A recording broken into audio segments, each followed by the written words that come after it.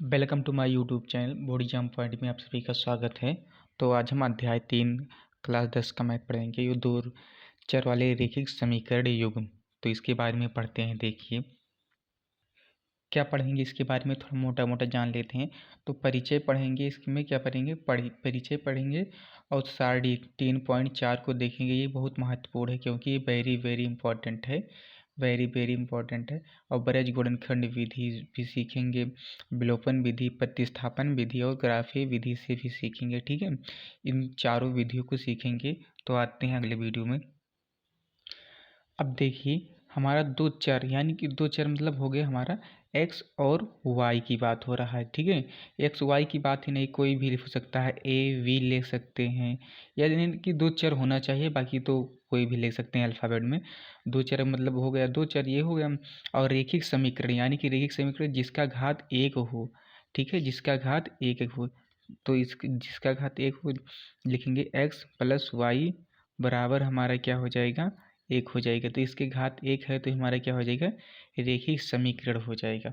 अब बात आती है बहुपद और समीकरण में क्या अंतर होता है, क्या होता है बहुपद और समीकरण में। तो लिखेंगे बहुपद, ठीक है, लिखेंगे बहुपद, बहुपद और क्या लिखेंगे, समीकरण। बहुपद हमारा क्या होता है, x square plus 4x plus 1 होता है। ठीक है, ये हमारा क्या हो गया, बहुपद हो गया।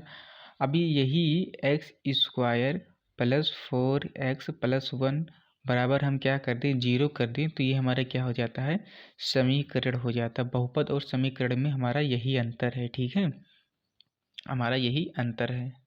अब सारणी के बारे में पढ़ेंगे। क्या पढ़ेंगे, सारणी के बारे में। देखिए सारणी में क्या होता है, 3.4 सारणी को पढ़ने से पता लगता है कि ग्राफीय विधि से हमारा कैसा हल होता है, प्रतिच्छेदित होता है या संपाती होता है या समांतर होता है।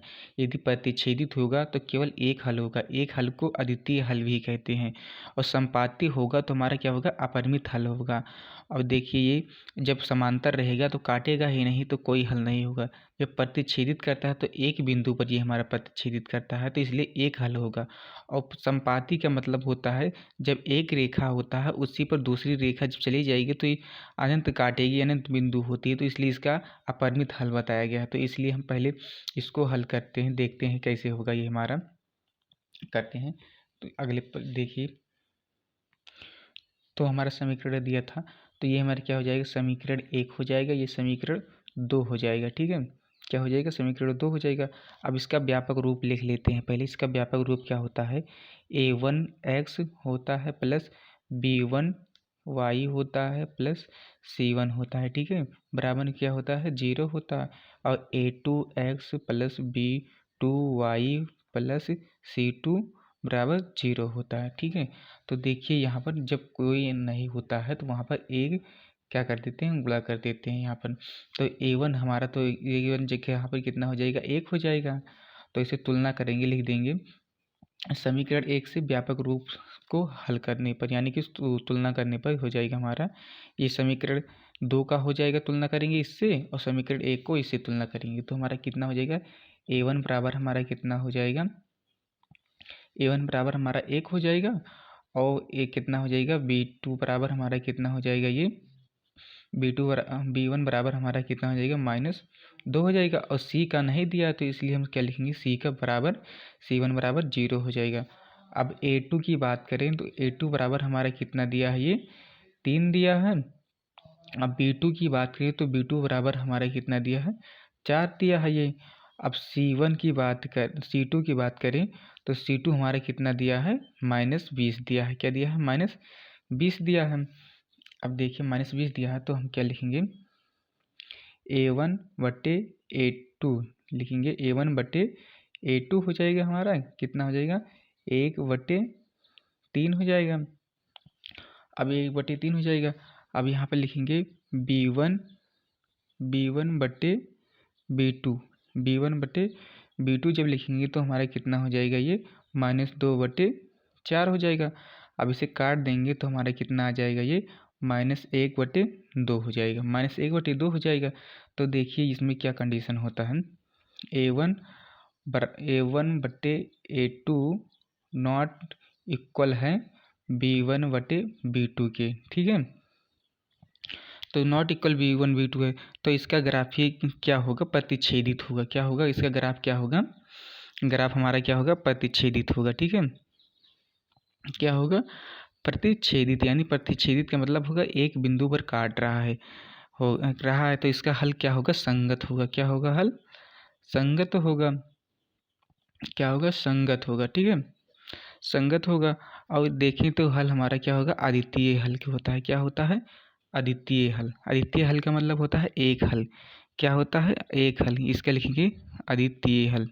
ठीक है, अद्वितीय हल यानी कि एक हल होगा, केवल एक हल।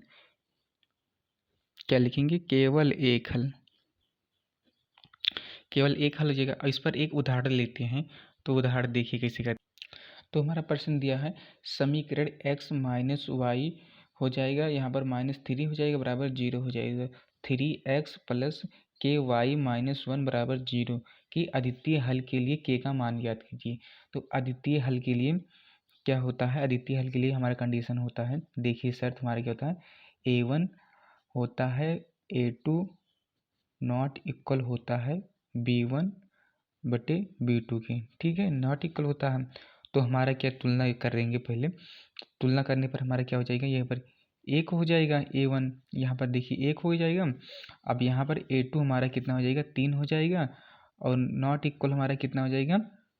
अब B1 की बात करें तो -2 हो जाएगा, और यहाँ पर क्या देखिए के दिया है तो के हो जाएगा हमारा, तो नॉट इक्वल हो जाएगा। ठीक है, नॉट इक्वल हो जाएगा, तो ये इसे गुणा करेंगे तो हमारा कितना हो जाएगा, ये के हो जाएगा, और ये के 3 दूनी 6 यानी -6 आंसर हमारा आ जाएगा। नॉट इक्वल ये हमारा आंसर हो गया। अब आते हैं ऐसे अगले पर। अब देखिए संपाति के लिए देखते हैं कंडीशन क्या होता है। हम संपाति के लिए ये करेंगे, तो ये समीकरण को हल करते हैं। पहले इसका व्यापक रूप लिख लेते हैं, तो हमारा क्या होता है, A1 x होता है प्लस B1 y होता है प्लस C होता है बराबर क्या होता है, 0 होता है। तो A2 x हो जाएगा, B2 y हो जाएगा, प्लस हमारा कितना हो जाएगा, C2 हो जाएगा बराबर 0 हो जाएगा। ये समीकरण 2 का व्यापक हल हो जाएगा, व्यापक हो जाएगा, और समीकरण 1 का ये हो जाएगा। ठीक है, समीकरण 1 का ये हो जाएगा, और समीकरण 2 का ये हो जाएगा। तो इस करेंगे तो हमारा कितना हो जाएगा, A1 बराबर हमारा कितना हो जाएगा, ये 2 हो जाएगा, और B1 बराबर हमारा कितना हो जाएगा, 3 हो जाएगा, और C1 बराबर हमारा कितना हो जाएगा, -9 हो जाएगा। ठीक है, -9 हो जाएगा।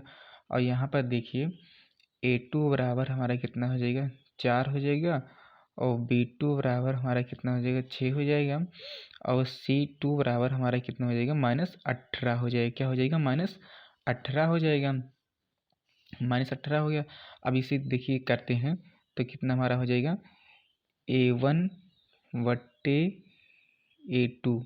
ठीक है, कितना हमारा हो गया, 2/4 हो जाएगा, ये कट जाएगा, यानी कि हमारा कितना आ गया, 1/2 आ गया। ठीक है, 1/2 आ गया। अब ऐसे इसी प्रकार से करेंगे हम B1 बटे B2 का, तो करेंगे B1 बटे B2 हमारा कितना दिया है, हमारा 3/6 दिया है।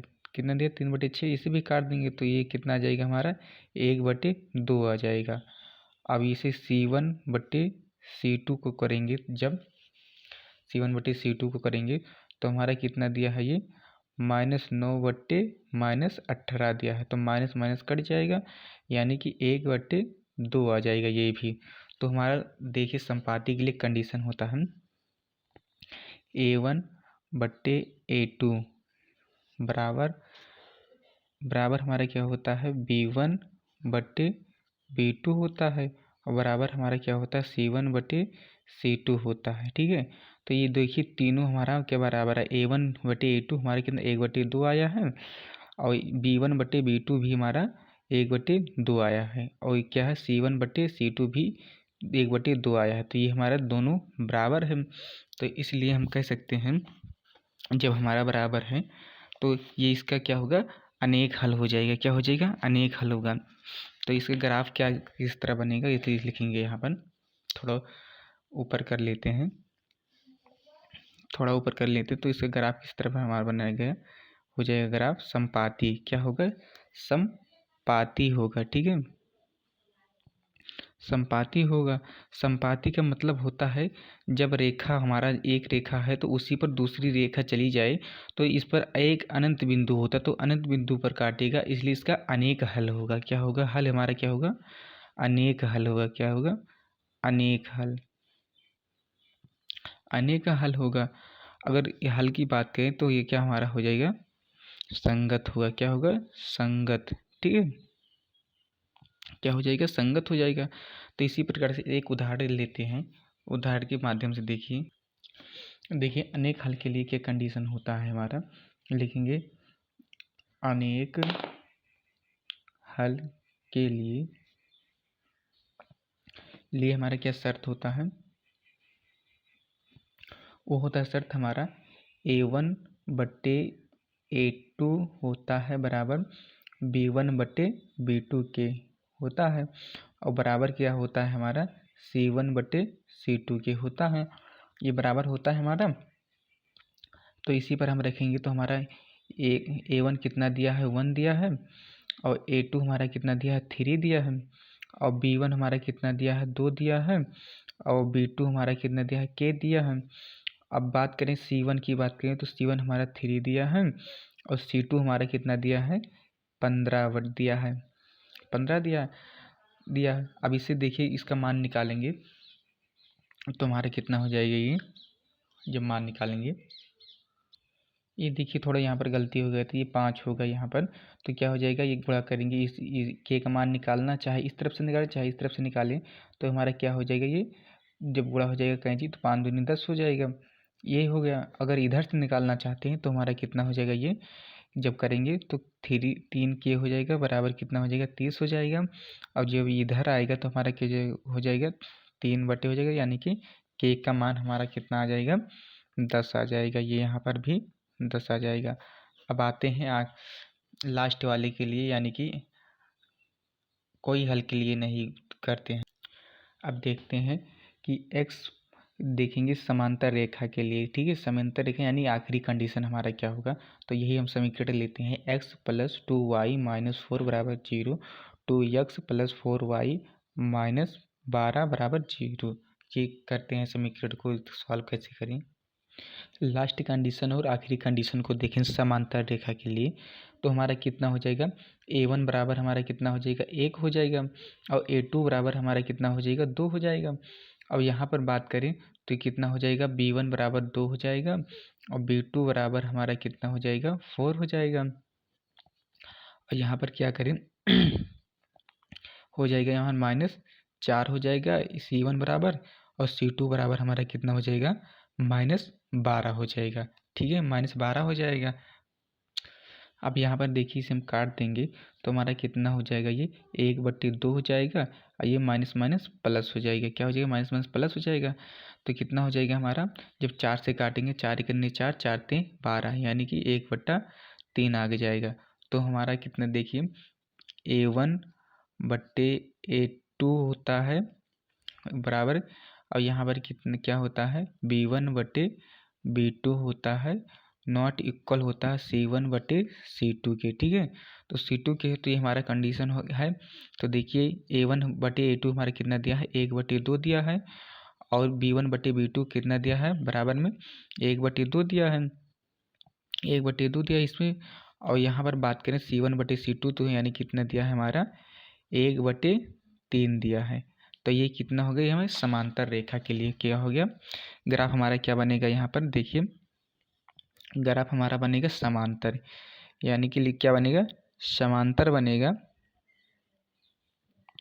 समांतर ग्राफ इस बनता है तो कोई हल नहीं होता। जब समांतर बनेगा, ये देखिए इसे बनेगा तो सीधी रेखा एक ऐसे जाएगा एक ऐसे जाएगा, जब कहीं पर काटेगा ही नहीं रेखा को एक दूसरे को तब हल ही नहीं होगा। इसलिए लिखेंगे समांतर है तो कोई हल नहीं होगा। क्या होगा? कोई हल नहीं होगा। कोई हल नहीं होगा। ठीक है, नहीं होगा। तो नहीं होगा तो इसका हल क्या होगा हमारा? असंगत होगा। क्या होगा? असंगत होगा। ठीक है, क्या होगा? असंगत होगा। तो वीडियो अच्छा लगे तो चैनल को ज़रूर सब्सक्राइब करें, क्योंकि वीडियो बनाने में बहुत मन लगता है भाई। Thanks for watching this video.